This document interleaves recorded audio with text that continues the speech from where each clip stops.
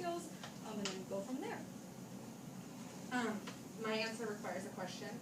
Whose favorite breakfast sandwich, or whose favorite sandwich at McDonald's is a breakfast sandwich or a breakfast meal? Okay, great. Hi. Welcome to the Big Mac Fanny Pack. Okay, whose favorite sandwich is a lunch sandwich? Or like, whose favorite time to go to McDonald's is lunch? All right, boom, you caught on. You get a Big Mac Fanny Pack.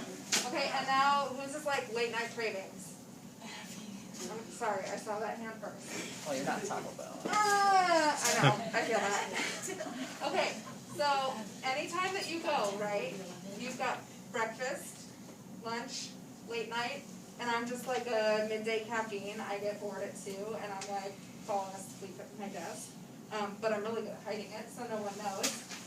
And I need to go, right? But none of those sandwiches are made without different day parts working together. So we have people who work specifically 5 a.m.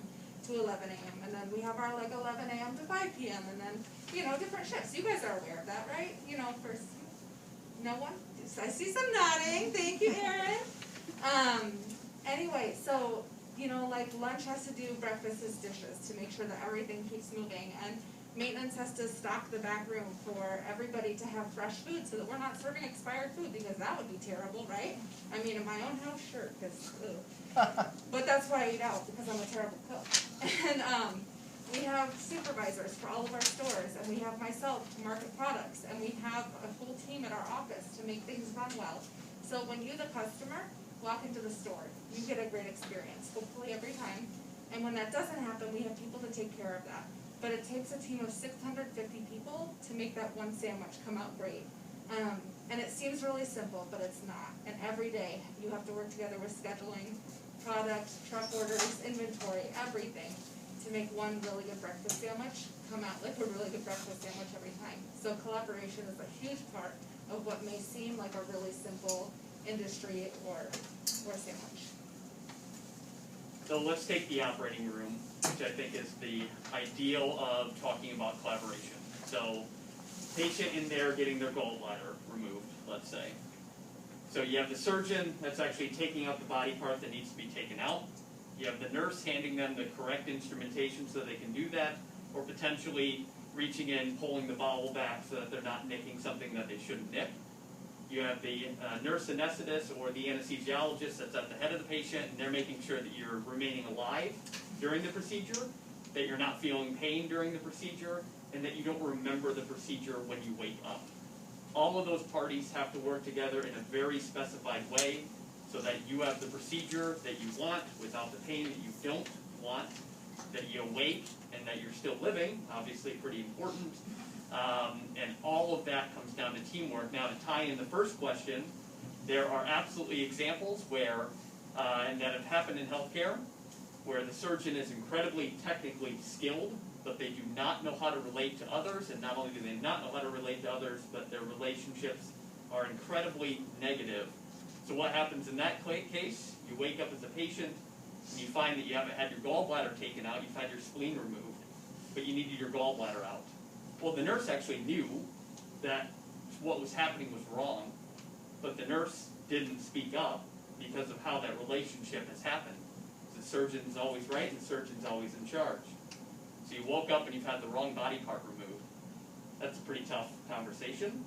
So that ties into why that, you know, you've had a beautiful operation on your spleen. That couldn't have not have gone any better. It was technically amazing how they removed that spleen, but it wasn't the body part that you needed removed. So in the OR realm, the collaboration is absolutely essential because the surgeon can be as skilled as they want to be, and they're going to see some things. The nurse is going to see some other things. The CRNA is going to see some other things, and every one of those people have to do the right thing with the right relationships to make that happen, because if they don't, the consequences are pretty dire. So we have high stakes in our organization. Not saying others do not, but certainly our organization has high stakes in and out every single day, and those relationships are crucial to making sure that that happens the way it should. Okay. Does anybody have any, I'm going to stop for a second. Does anybody have any questions to ask them before we keep going on? I have one Big Mac Fanny Pack. If that's the question. I mean, it's open floor, so y'all have your time to speak. We'll ask a couple more questions, we'll speak again, then we'll I mean, here's your opportunity. If anybody's got something they've talked about, answer it. Otherwise, we're gonna go on. All right. Well, question. Oh, we do. How's Longview City changed? I've been out for it. I've been out for a while. City?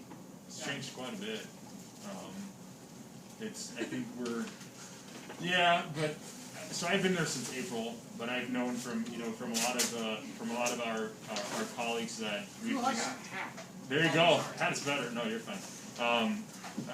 We optimized a lot of our production, because we have to be faster, we have to be more accurate, because we've added a lot of, so city's main change has been that we've expanded, because our president, Colin, he really wants us to be a regional provider. So it's not just about eastern Iowa, it's about Minnesota, it's about Missouri, it's about South Dakota. So that's been huge, but that also means, that's why we brought in Shania, it means adding talent, it means adding the people necessary to be able to facilitate that organization. So in short, to answer your questions, just growth, just tremendous growth. A lot more people, a lot more moving parts, and a lot more responsibility for everybody that is involved, I think. Are we supposed to call him? I'm not. Go for it. Jane. Jane? Yes. Okay, so I'm trying to find a new job right now, but I left my last job on a very bad note. So if they contact them, they're gonna be like, don't hire her. What should I do about that? That's probably not gonna be how that HR call No. goes, at Yeah. least if it's a legit HR department, they're gonna verify your dates of employment, and that's gonna be about the end of it. Yes. So, any HR department that wants to remain conservative, will do nothing but that. And when they say, well, why'd you leave your last job? You can just say, it didn't work out. Or never say, the boss was a complete idiot.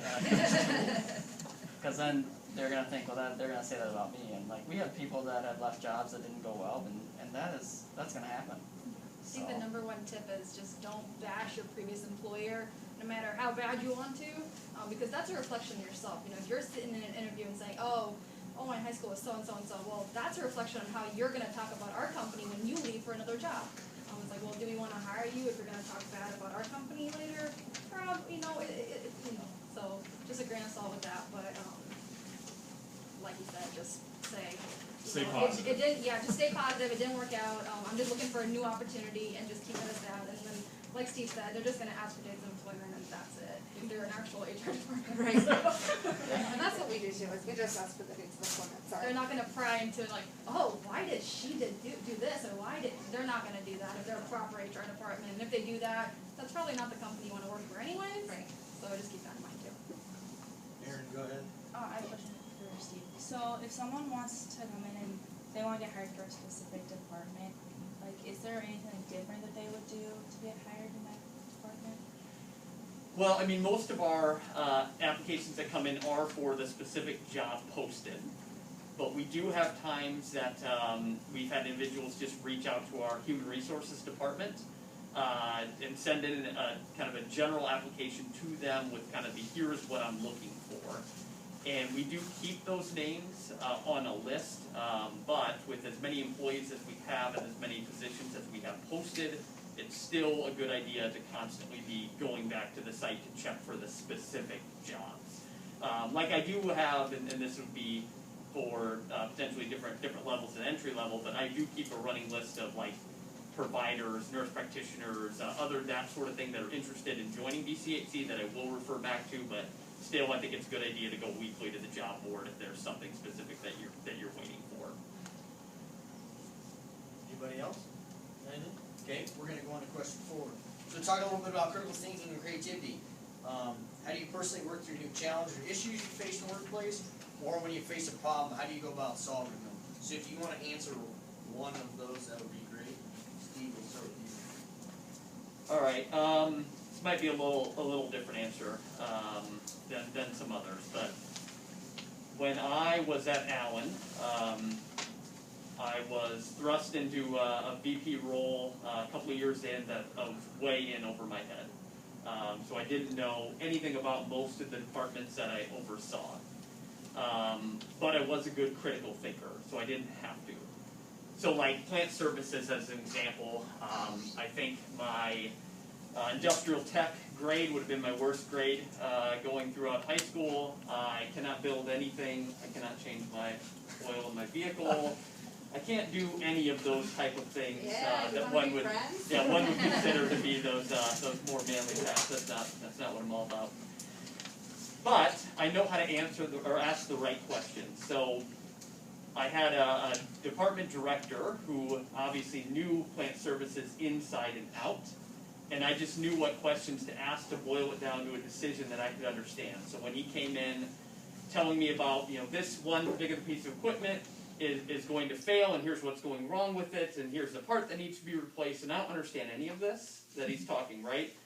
But then it's how do you ask the right questions to boil it down into a decision that you can help the organization make. So those questions are, what's the likelihood that this thing is going to fail? Half and half, okay. If it does, how long will it be out? Maybe one day. If it's out for one day, what's the impact back to the organization? What are we going to experience? Well, it's going to be about a 5% temperature increase maybe in the inpatient unit while I work to get it under control. How much does it cost to fix it now? How much does it cost to replace it as new? And now I've just created a probability math question that I can answer based upon those Q&As. So I can make an effective decision for the organization based upon asking those questions, not having to understand anything about the piece of equipment. And meanwhile, the director feels incredibly valued because he has been able to express all of his knowledge and expertise without me having to try to make up like I know something that I don't. So that relationship worked very well by being able to provide that critical thinking and matching that with his technical expertise, and that teamwork, again, back to that collaboration, worked very, very well as a result of that relationship. All right, Abby, who is someone who is least likely like you in this classroom? If you are you, who is someone who is least like you? What's different? What's his name? Mason. Hi Mason, I'm Emily. It's nice to meet you. Okay, so when I got hired, I maybe was Abby, and then there was someone named Cheryl who had worked for our company for 25 years, had built this incredible legacy, could craft literally anything out of anything, kept everything because she was just so resourceful. And I am really good at one-click buying on Amazon. I'm like, buy, because, I love that.